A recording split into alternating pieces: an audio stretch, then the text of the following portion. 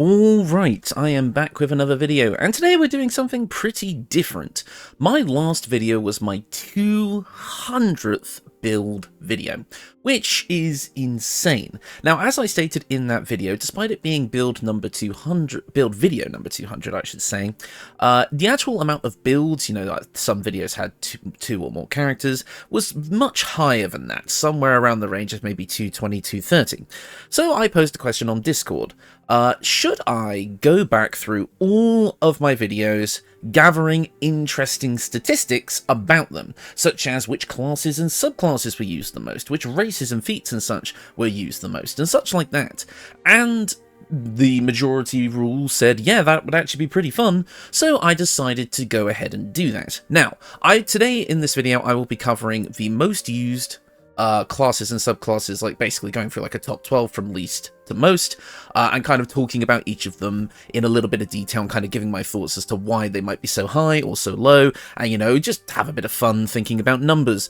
Beyond that, I'm also going to be talking about, the top 5 most used feats, as well as the most used races. I won't be covering spells and equipment in this video, as that is going to be kind of its own video somewhere down the line, but I think when it comes to equipment, we certainly know which ones I've probably used the most. But regardless, before we get into the actual number crunching, let's go over kind of how these statistics were gathered.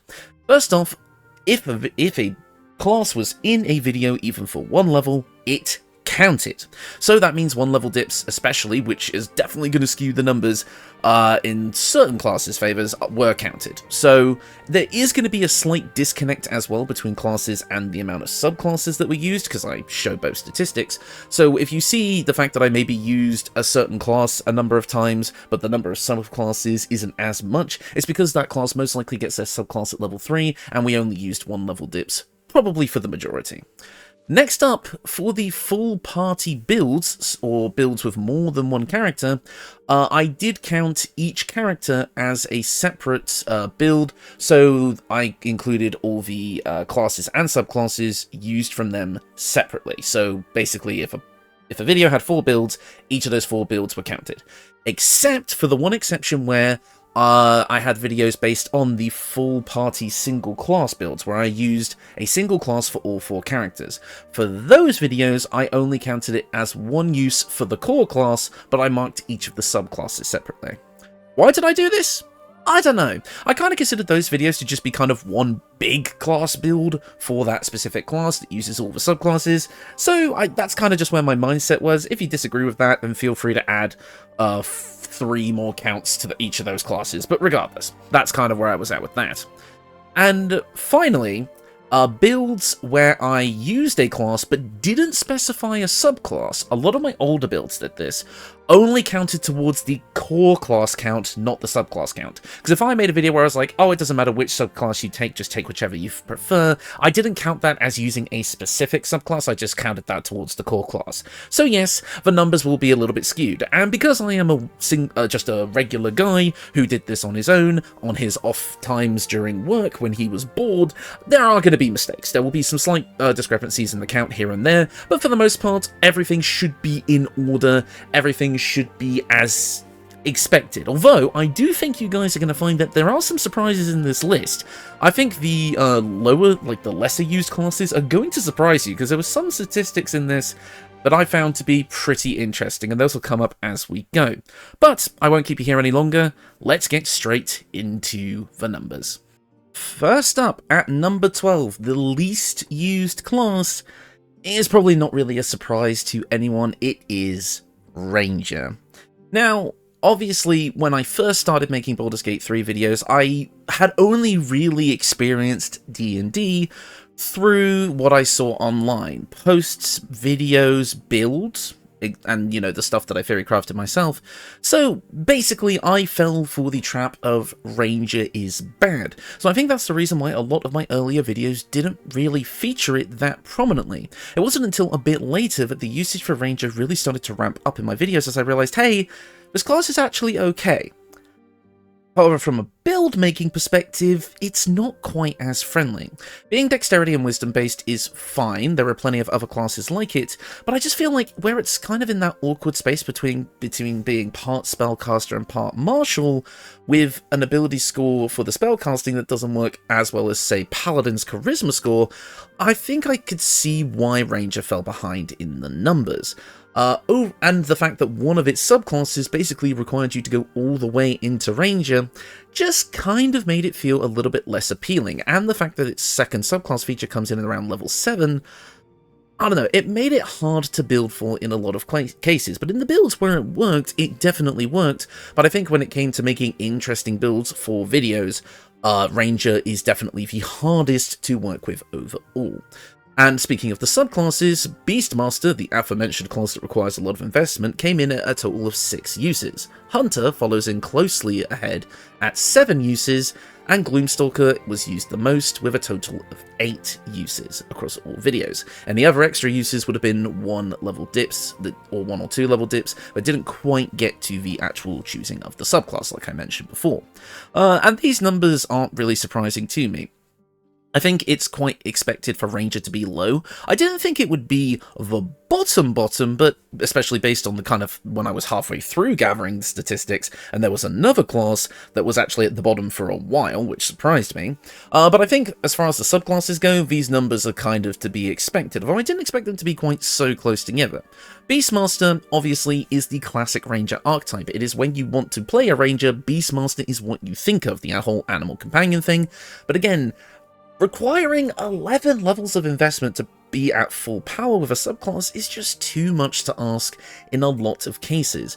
Again, if the Beastmaster is your chosen fantasy, then perfect. You've got no real issue there. You're just going to play a full Ranger probably anyway, just to get the most out of your animal companions.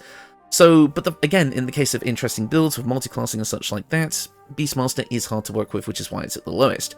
Hunter is at 7, because it is quite versatile, although most of the time if you're going Hunter, you're probably picking Colossus Slayer for that extra d8 of damage, at least on one of your attacks each turn, which is probably why it's at number 7. It's probably definitely more of the slightly power building option if you just want to play more of a straight martial Ranger with a little bit of spellcasting.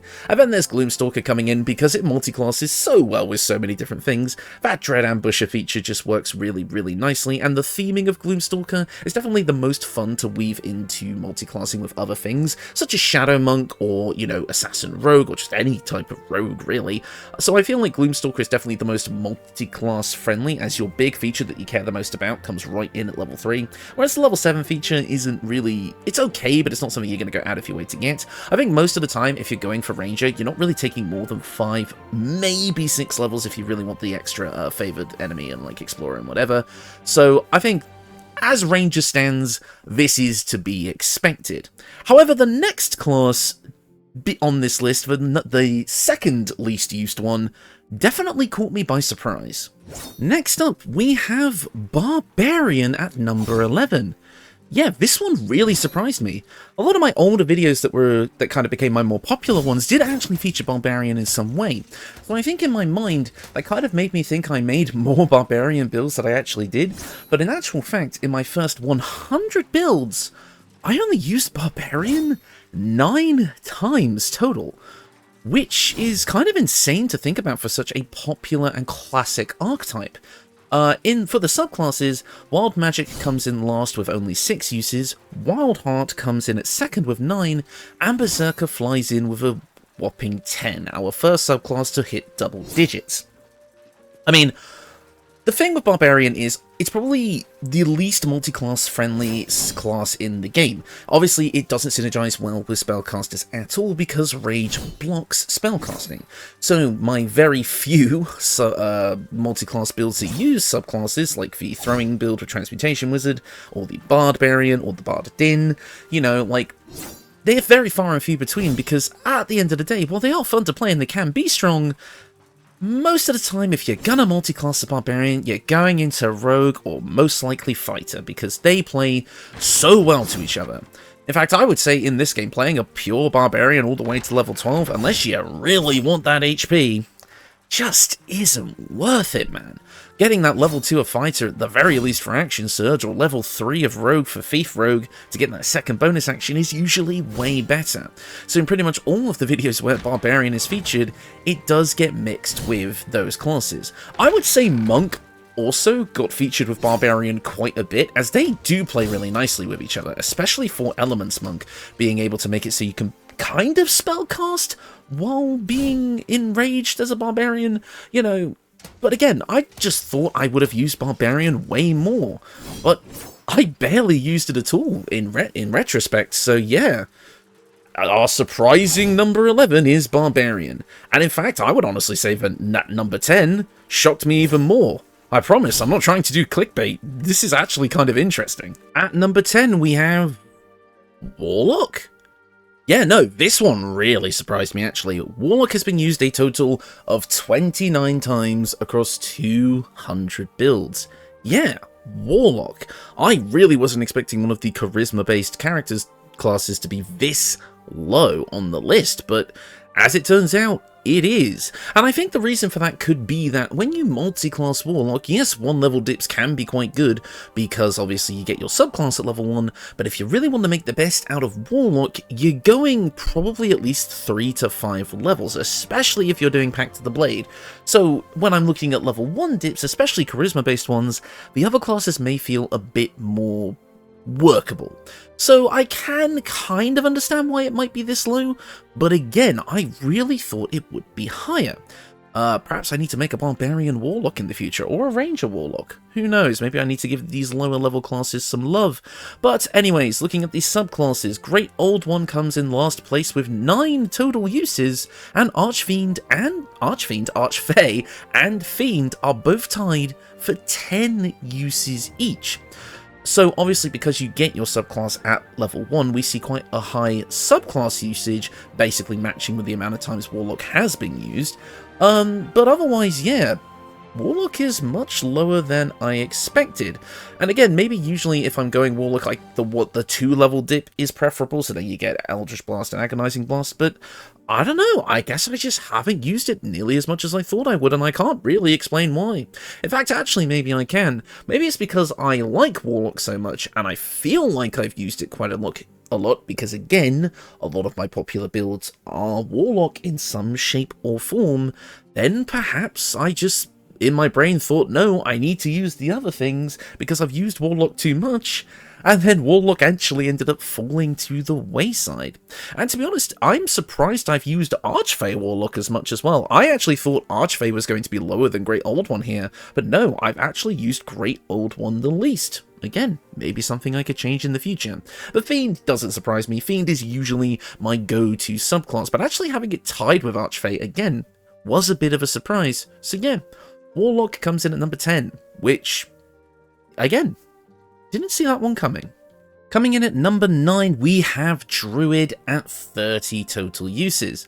This one actually isn't that much of a surprise to me. I expected Druid to fall somewhere on the slightly lower to mid end, because whenever I tried to make a Druid build most of the time, I was always like, okay, but am I really just going to make another 11th level Moon Druid, or whatever it was, 10th, 11th level? Because usually when I think of Druid, I think, okay, I want to be a bear, or an owl bear, or eventually a dinosaur, you know, something fun like that. So usually when I build a Druid, I'm building a high level Moon Druid. But, you know, and again, it being a wisdom-based class, when a lot of the times I use charisma ones, it did make it a bit awkward to fit in some places, but otherwise Druid is a great class. I mean, it's a full spellcaster, each of its subclasses do have quite a lot going for them.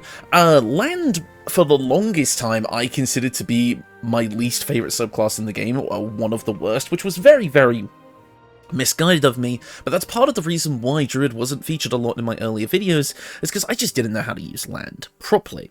Like, land does give the Druid more spellcasting and works great in certain situations, while I do still think it is one of the least, let's just say, fun to use subclasses, and I was kind of hoping that would change in D&D 24, but it really didn't. But anyway, that's neither here nor there. But yeah, no, I think this is about where I expected Druid to land. And speaking of the subclasses, land only came in at a total of 7 uses, with spores coming in at 9 and moon taking it home with 11 uses. And again, that makes sense. A lot of the time when I want to build a druid, I want to build a moon druid. And spores synergizes really nicely with things like monks and other martial fighters. So if you're trying to build a more martial druid that doesn't use, wild shape so much, then that is a very fun way to go. Again, mixing it with monk or fighter or what have you, hell, ranger, can just make for a really, really interesting build. But again, whenever I usually go for wisdom-based characters, I'm usually going for monks or clerics, and so druid kind of did fall back to the wayside. It's kind of a shame that the two nature-themed subclasses are kind of in the bottom, or classes I should say, are in the bottom half here, that being ranger and druid being so low, because I really would like more opportunities to use these. But hey, with the mods coming out, we've got Horizon Walker Ranger, which I'm really looking forward to experimenting more with. I've done a build with it already, and obviously if we get more druid subclasses like Circle of Stars or Circle of Wildfire, you know I'm going to have a field day, so expect to see more of druid in the future. But now it sits pretty firmly down here. Can we just look at Halson right now? Halson looks so happy. He just vibing.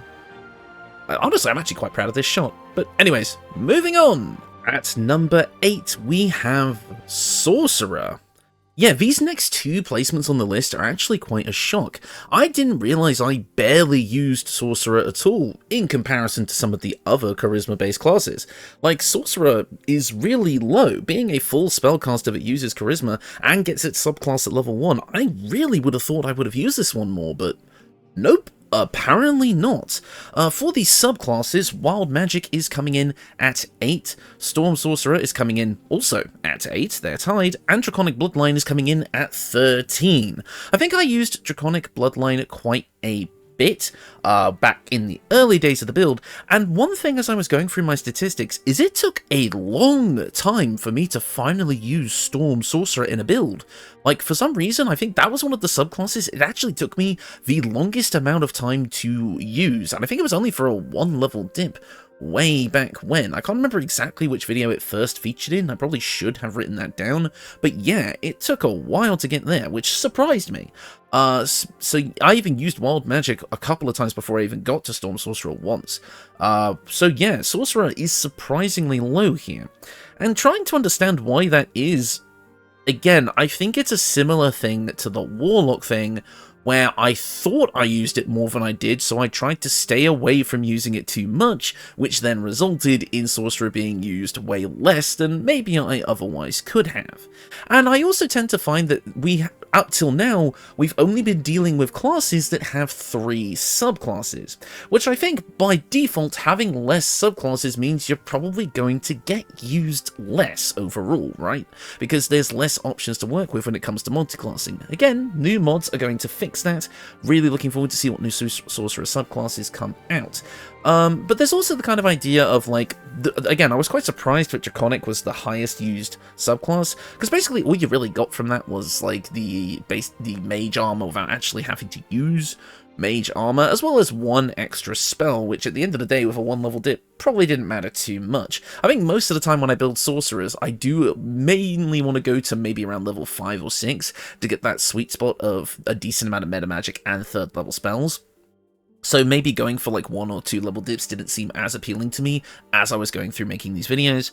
But yeah, but I think the biggest surprise about Sorcerer, other than its placement on this list, is the fact that Storm Sorcerer was so low. A 1 level dip of Storm Sorcerer in most cases seems like a no-brainer, but apparently not to me, especially in the early days of the channel. And I'm surprised I've used Wild Magic as much as I have, but I think that's just because I personally love what Wild Magic brings to the table, even with a 1 level dip, because with a 1 level dip of Wild Magic, any spell you cast from any class has a chance to trigger a surge. So, and again, I recommended it in my last video, the Conjuration Wizard build that showed off the new summon spells, because again, I think that could be kind of fun. So yeah, Sorcerer is number 8 at 32 uses.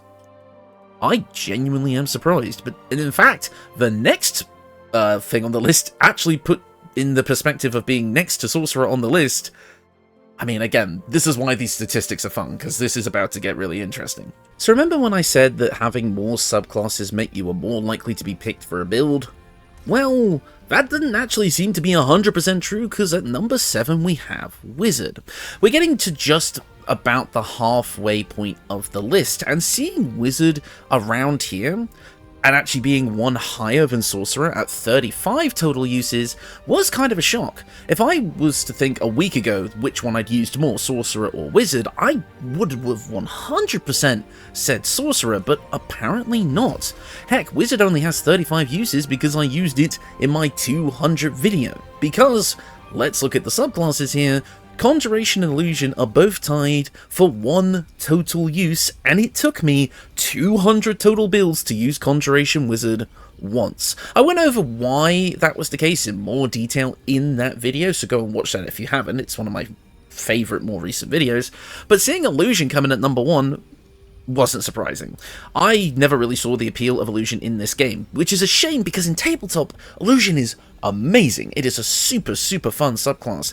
But here in this game, where you don't really have a lot of things that can be up to DM interpretation and you don't have as much creative freedom over how you can use the illusions, it's just not as appealing. I think the only time I ever used Illusion Wizard was in a Loki-based build, which was my first and only time using it, and then that was mixed with Trickery Cleric as well, because I just wanted to be the trickster character. So yeah, Illusion has only been used once, so maybe I need to use Illusion a bit more. Maybe I can find a fun new build for that with Mistress Spells now being out. But coming in next after Illusion is Enchantment at only 2 uses, Evocation, surprisingly, at only 4 uses. Could have sworn I used that more. Necromancy at 5 uses. I think that's because of the Deity build series and the 4 Horsemen and all of that. Abjuration coming in at 6 uses. It is one of my favourite wizard subclasses. Transmutation actually being the second most with 7 uses. And Divination coming in with 8 uses to top it off. Yeah, so obviously the surprises from this list were being that I never used Conjuration once up until now, the fact that Evocation is lower than things like Necromancy and Abjuration, where Evocation seems so easy to build with, and then Transmutation also being as high as it is. There was definitely a point in the channel's history where I just loved Transmutation Wizard quite a lot, and ended up using it more than most other subclasses because I liked the alchemy system, and, you know, the way you could kind of, you know, mess around with it a bit, and like Transmutation's features worked really well for like just the level 2 dip if you're making a wisdom-based character and such like that. And you wanted to be able to scribe spell scrolls as well, but also wanted a little bit more out of it, so you got the alchemy side of things too with the medicine check and all that. So overall, I can see why Transmutation was that high. There was definitely a period where I used it quite a lot, and Divination is flat out my favourite wizard subclass in this game, so there's no surprise to see it at level 8 here, because even just having a level 2 dip of this is really good, but taking it to level 6 gets you a whole side quest for your subclass, which is just so fun for roleplay reasons, there's no surprise that Wizard is here with Divination at the top. But yeah, the fact that, actually I say that, Wizard being this low on the list is kind of a surprise, and not at the same time. Being a full spellcaster with one of the largest spell lists in the game really made me think Wizard would be a bit higher up in its usage, but apparently not. I think that's because when it comes to build making, Wizard is kind of hard to work with.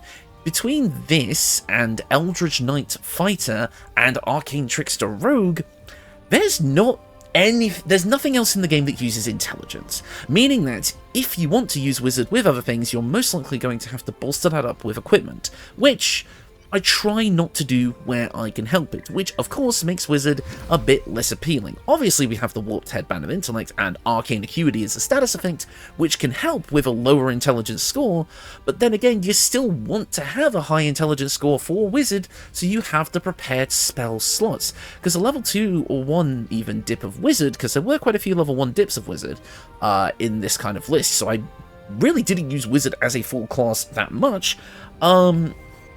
Yeah, I don't know. It was kind of hard to justify using Wizard in a lot of places, just because most of the time you want your intelligence to be at 8. So, I mean, I could see why it's here, but seeing Sorcerer be ranked lower than Wizard, I definitely think the fact that Wizard has so many subclasses carried it to this point. Otherwise, I don't think it would be nearly as high. I could see if it had maybe 3 subclasses like the others, this could be near the bottom. But yeah, no, Wizard comes in at number 7, which means now we're officially halfway through the list. Let's look at the next option. At number 6, the halfway point, we have Paladin, also coming in at 35 total uses. So yes, Paladin technically was used the same amount of times as Wizard. As to why it's higher on the list, I flipped a coin, and Paladin got heads, so Wizard was number 7. I'll be honest, this is not a professional list. But Paladin being kind of at the midpoint is not that surprising. Paladin is a charisma-based class, based around strength as well most of the time, although you can make Dexedins in this game. But the problem with Paladin is that a lot of the time you want a lot of ability scores, which means multiclassing is kind of tricky to do, especially when a lot of Paladin subclasses want you to go all the way up to level 7 to get their aura feature, which in the case of things like Oathbreaker especially, or Ancients, are really, really potent, which makes Paladin kind of hard to use when it comes to choosing a subclass. But again, you're going to see a bit of disparity here as I go over the subclasses, because in a lot of the early Paladin videos, I straight up didn't specify a subclass in most cases. It wasn't until kind of the mid to late days of the channel that I really started to focus more on choosing Paladin oaths, rather than just saying pick a Paladin because all you care about is Divine Smite, which in most cases you do. And as such, Paladin gets a lot of level 2 dips in my builds because, well, that gets you Divine Smite, then you throw the rest into Swords Bard, let's be real. But anyways, looking at the subclasses, Ancients comes in at last with 4, which surprised me because Devotion is at 5, and I really expected those numbers to be swapped. I thought Devotion was going to be the lowest by far, but I guess when it comes to thematic builds and roleplay builds, which is what I like to make, Devotion probably made more sense rather than not in a lot of cases. And Ancients being as low as it is probably means that, because usually if I want to make a nature-themed build, I want to mix that with Druid or Rangers, so Ancients falls a bit lower, because again, you're probably not going to level 7, which is where you'd want to be with Ancients Paladin for resistance to all spells, with those other classes, because you want, you know, higher levels in those ones. So I can see why Ancients is low here, but I expected Devotion to be lower. Oathbreaker comes in at number 2 with 8 total uses, and Vengeance comes in at 11. So obviously, the uses of subclasses don't exactly meet the level of the number of times that Paladin has been used, because again, a lot of the time, I didn't specify which subclass to use in those Paladin videos, and a couple of the more recent ones used Oath of Conquest Paladin, which is not really being featured on this list because that's all fairly new and modded builds tend to muddy the waters a little bit. So I've decided to just say, yep, Paladin is straight in the middle. Which again, I thought I maybe used Paladin a little bit more, but honestly, its placement on this list does make sense, actually. I think that this is a perfectly fine place for Paladin to be. It's a very powerful class, so of course I'm going to use it quite a bit, but overall, I haven't used it as much as some other classes, and I think that's fine.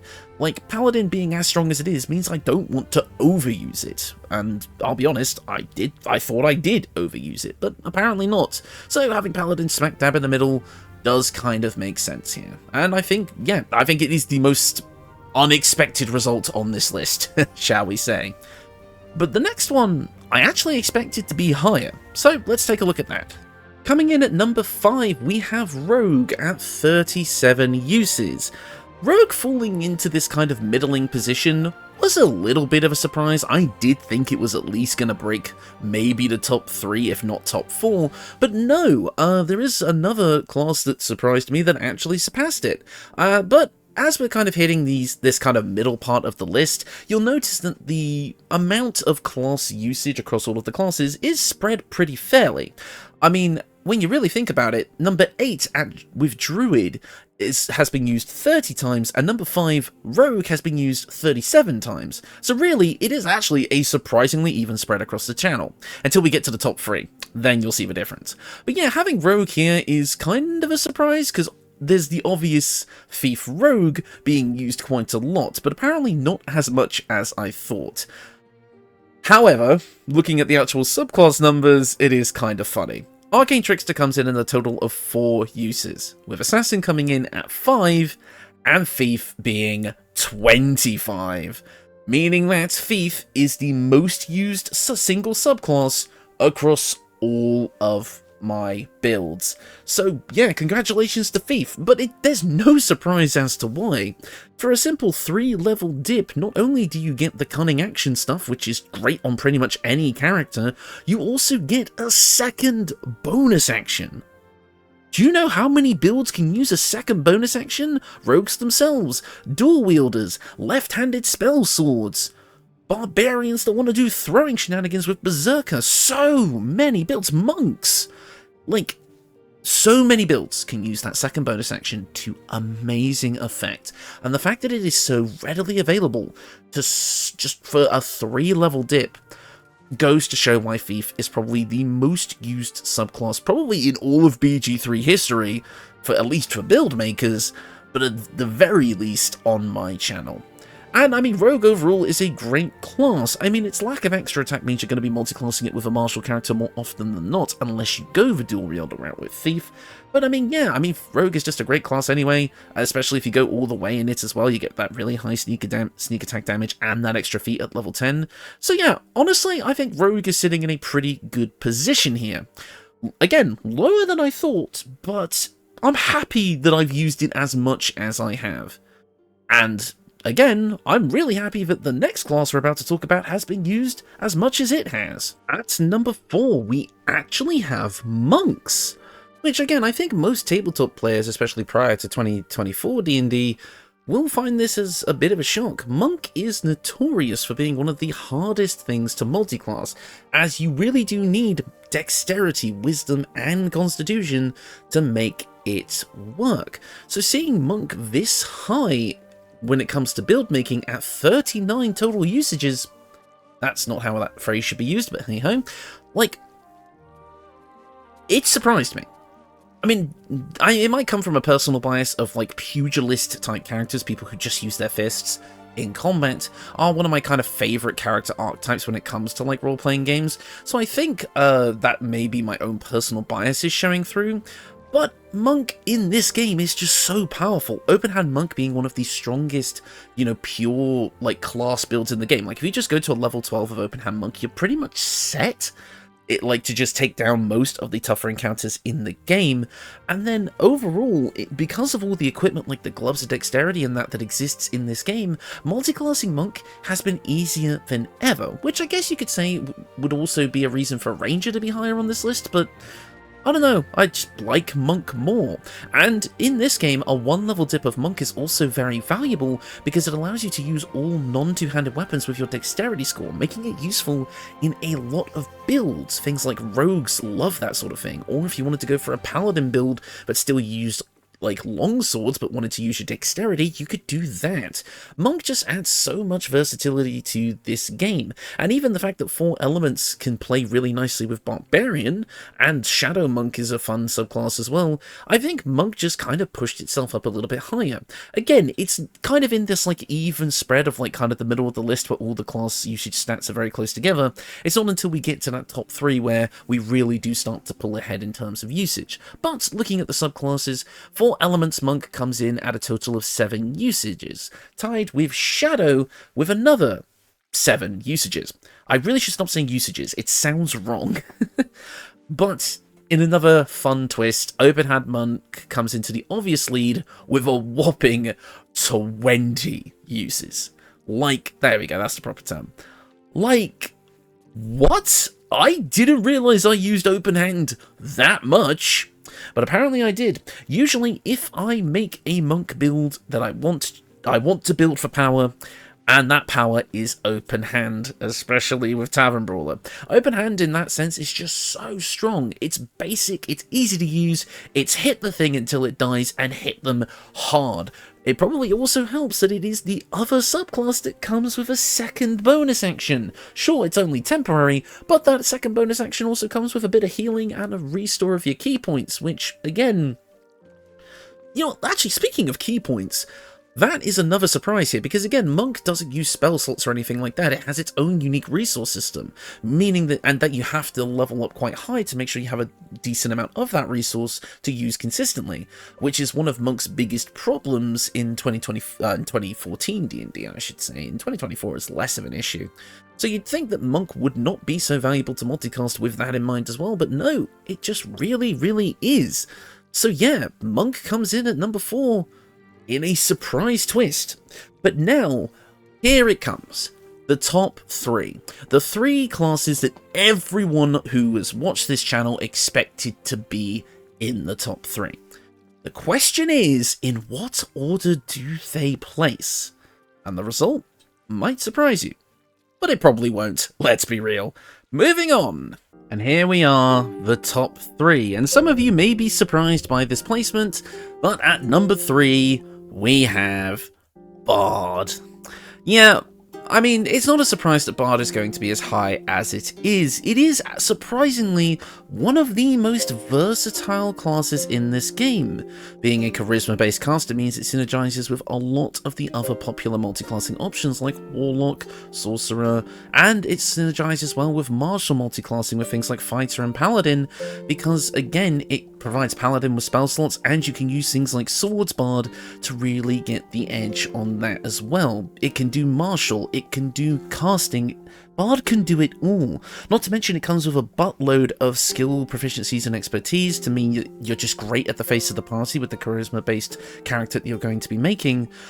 And in my opinion, Tav is canonically a bard, so again, my biases come through. The first build ever on this channel was a Paladin Swords Bard Thief Rogue, that being my Dante build, and ever since, Bard has been my favourite class in this game. And how on earth could anybody argue that?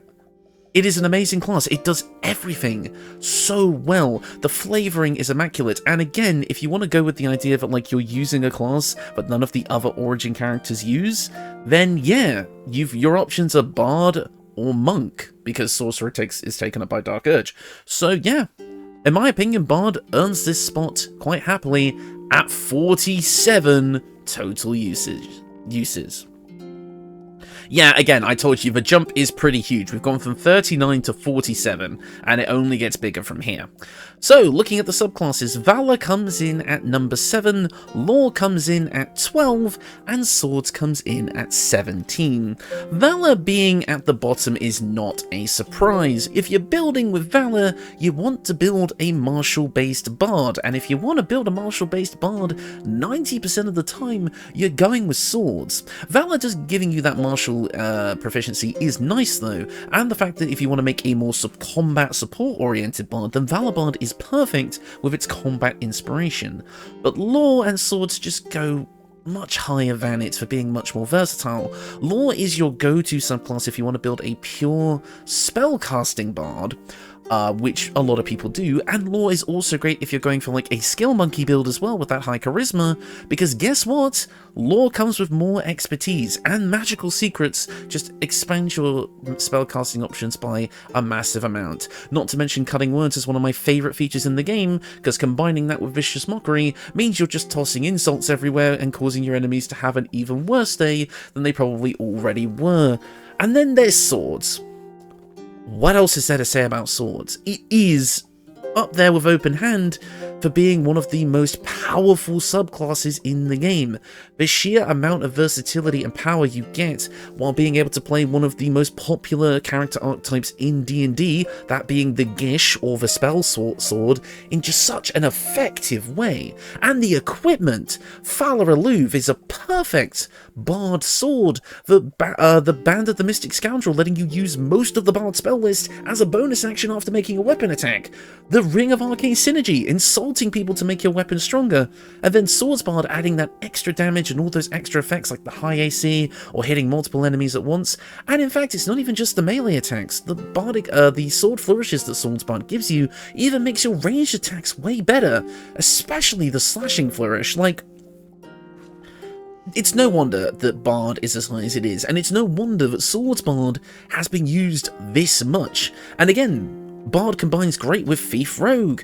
Open Hand Monk can even work with it quite well. I need to do a proper build on that. Sorcerer, Rogue, Fighter, heck, even Cleric, Paladin. I can't think of many classes that Bard doesn't really work well with. Maybe Barbarian, but then again, Swords Bard works great with Barbarian. You don't even care about your spellcasting at that point. You're attacking with extra damage on most things. Wait.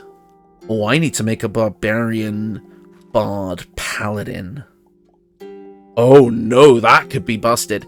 Yeah, no, that's going to be a build for sure. Let me know if you want to see that soon, because that might get it pushed up the priority order. But yeah, I mean, There's not much else to say about Bard. I can ramble on about it pretty much indefinitely, as it is my favourite class in the game. So, I mean, obviously my personal biases are coming through a bit here, but regardless, let's move on to the second place spot. But what do you think it's going to be? Is it going to be Fighter, or is it going to be Cleric? Let's find out. And so it's been decided. The second most used class on this channel is Fighter. Yeah, it was definitely going to be between this and Cleric, wasn't it? Fighter is the most versatile class in the game.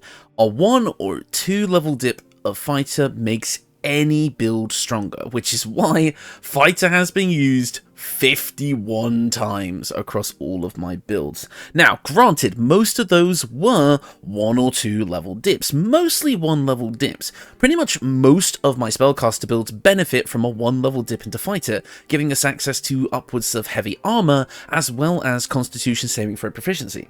So that right there is enough to make Fighter one of the most usable subclasses ever. But then that level 2 giving us action surge, which is again great on any build. It's no wonder that Fighter places this high. It was between this and Cleric, you all knew it was, and Fighter being number 2, I mean, it was a toss-up. I wasn't sure which way it was going to go as I was tallying up these numbers. But let's look at the subclasses. Champion has been used only 5 times, meaning that the ratio from class to subclass use is the lowest it's been on this list so far. I mean, that's pretty insane. Battlemaster comes in at 11 total uses, and Eldritch Knight is actually the highest at 16, which goes directly in contrast to what I said before about Wizards, about how the fact that they're intelligence-based makes them harder to work with. But Eldritch Knights almost don't care. If you build an intelligence-based Eldritch Knight for a slightly more offensive kit, or to multiclass it with Wizard, you're going to be doing absolutely fine.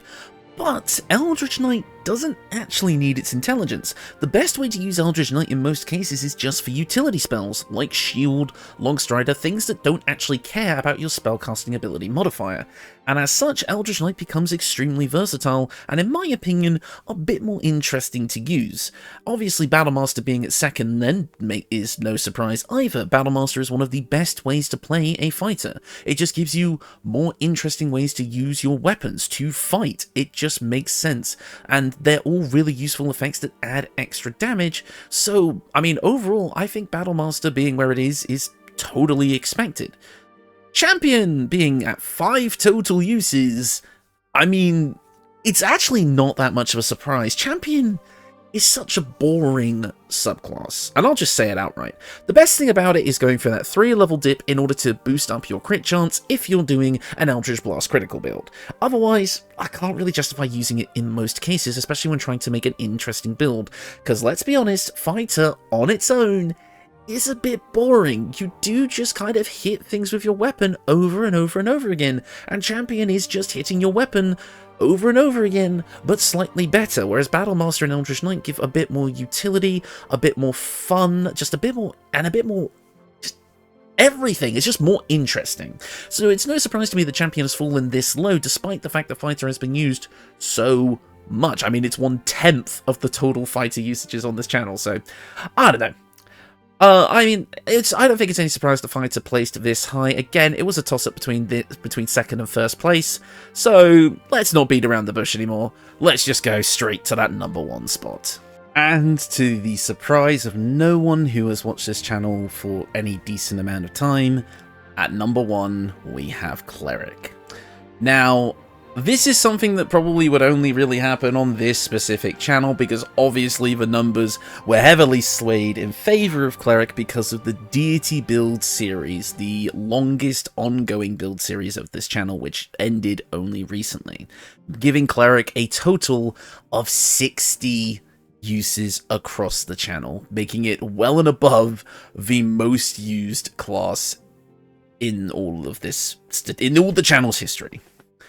And again, the Deity build series helped with that, because a lot of 1-level Cleric dips were happening with that series, and Cleric is one of the best for 1 or 2 level dips as well. It turns out that when you front load your class extremely well, like you do with Fighter and Cleric, you get a lot of multiclassing, so that's why it's used in so many different builds. But of course, because we have those 1-level dips, we also have a lot of usage across all of the subclasses as well. Trickery comes in at number 5, probably to the surprise of no one yet again. Nature comes in at 6, with Life coming in at 7. Light and Tempest are tied with 9. Knowledge, actually, in a surprise twist, is one of the higher ones at 11. And War comes in at 14. Again, the Deity build series absolutely pushed all these numbers way higher than they probably should otherwise realistically be. And War being at the top is no surprise, as it, for most builds, again, Gish builds, multi-classing warrior type builds, again if you're going with Cleric Paladin, which is a favorite build among people who want to build like holy warriors, War is just amazing. That bonus action attack really helps. Knowledge, though, being as high as it is, I think is quite a shock, but again, it's great for skill monkey builds. The flavour of being almost like a psychic cleric, which is what Knowledge can do, is also really fun. Tempest and Light being lower than those two was honestly kind of a surprise, because again, Light being a Radiant Pyromancer and Tempest being like a Storm Lord, I thought I would have used these a bit more, but apparently not. Maybe it's finally time I actually make that Storm Sorcerer Tempest Cleric build that everyone uses, but nah, we'll probably just leave that one. Life coming in at 7, well, I'll be honest, I've kind of, at the start of BG3, most people probably think that, yes, you absolutely want a healer on your team because that's what you do in video games. But in D&D as a whole, healing really isn't that strong or even that important, especially not important enough to dedicate a whole build around. And I tended to find that as the further that I went on in BG3, the less and less I cared about healing through things like Healing Word, Cure Wounds, all that sort of thing. So Life definitely fell to the wayside and was only really picked when the domain was needed for an accurate deity build. Nature and Trickery then being the last two does kind of make sense. I barely use the other nature-based classes as it is, so having Nature be as low as it is just does make sense. And then Trickery being at 5 because I know it's not a bad subclass, but it is the worst of the cleric subclasses in my opinion. Its Channel Divinity features just aren't that great, and there was very few use cases where I thought Trickery would actually work better over something else, other than like a deity build where it was the domain required. So Trickery sitting as low as it is does make sense, at least to me. And that's it! That is all of the classes and subclasses I have used across this channel. I think I need to stay away from Cleric for a little bit, and Fighter, to be fair. But I am kind of happy with how these statistics turned out. The fact that at least around the middle point of the list, I would say from around 10 to 4, the fact that the classes were quite evenly spread in terms of usage makes me kind of happy with myself. Don't get me wrong, I definitely leaned into some subclasses a bit more than I should have. I'm looking at 3 of them on the list right now, Thief, Open Hand, and Swordsbard, but you know, that's just that.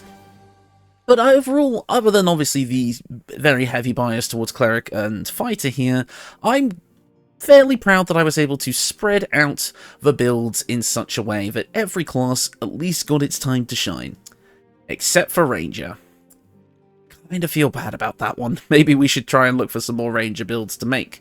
But anyways, let's move on to the final kind of extra piece of this video before we get to the end, Feats and races/species.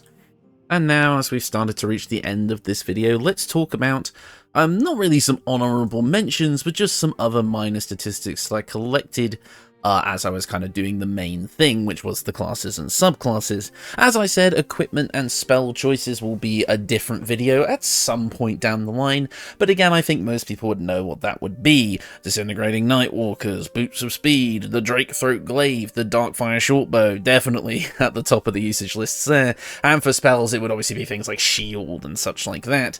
So I don't know if that would be as interesting of a video, but if you want that to be a thing, let me know. But first up, let's take a look at Feats.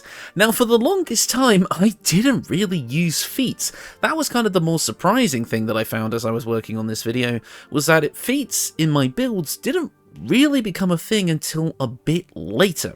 The earliest feat that I ever used was Tavern Brawler, which, to no one's surprise, is one of my top 5 most used feats. Now, the top 5 aren't in order here, but we have Tavern Brawler, Great Weapon Master, Dual Wielder, Sharpshooter, and Lucky. Yeah, otherwise, I didn't really make a lot of use of other feats. It would be very rare that I'd pick something like Resilient, or Tough, or even Warcaster for that knowledge. No, it was, if I ever picked a feat, it was usually these 5. And when I first started making builds, when I was a bit less knowledgeable in the math and the methods of countering the penalties, I didn't really like using Great Weapon Master or Sharpshooter very much, but obviously I've come around on that since, making them used in a lot of builds where they are applicable. Dual Wielder obviously is here because it enables so many different playstyles. The original Dancer of Elestrite, well, not the original Dancer of Elestrite, but the remastered build used Dual Wielder, and I've used Dual Wielder in a lot of videos since. The Blazing Blades is another one that immediately comes to mind, and Tavern Brawler is Tavern Brawler. Again, I talk about how Open Hand Monk is one of the most powerful single class builds you can make. That is why Tavern Brawler is just so strong. Great Weapon Master and Sharpshooter are really strong. Dual Wielder is needed for a lot of builds. And Lucky was the one that surprised me. It kind of shocked me how much Lucky actually came up. Obviously not as much as the other 4, but Lucky definitely was featured in a lot of builds, namely support builds, or builds where I was doing some sort of probability manipulation, like my time-based builds or my luck-based builds. So Lucky would come up quite a bit, usually partnered with something like Valabard, or other things that can manipulate dice rolls.